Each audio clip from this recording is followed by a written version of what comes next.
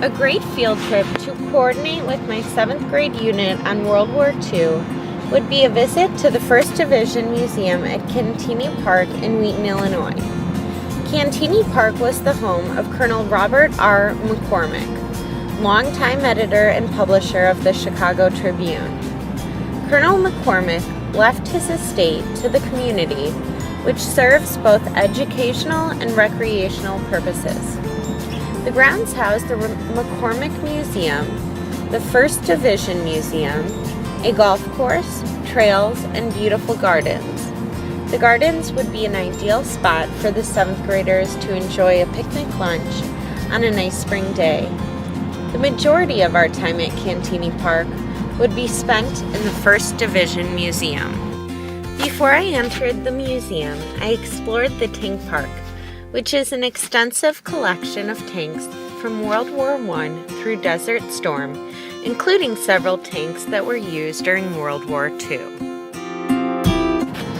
What is the 1st Division anyway? The 1st Division Visitor's Guide states, "The 1st Infantry Division is known for its continuous and distinguished active duty since its organization on June 8, 1917. Throughout the world, the legendary Big Red One has become recognized not only for its exemplary combat record, but also because of its peacetime duties." Colonel McCormick was also a commander in the 1st Division. One of the most defining moments in his life was the Battle of Cantigny in France, May 28, 1918. McCormick renamed his estate from Red Oaks to Cantigny to honor the first American victory during World War I. Inside the 1st Division Museum, I experienced the wars I have read about in an entirely new and realistic way. I walked through trenches with sounds of shells exploding overhead.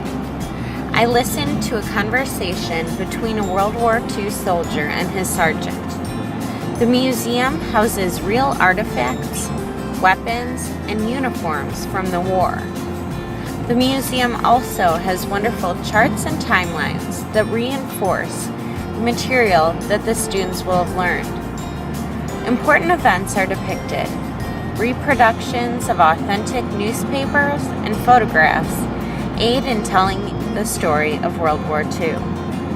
Propaganda and symbols used at the time are displayed. There are also several videos, including one on America's superior artillery and one on D-Day.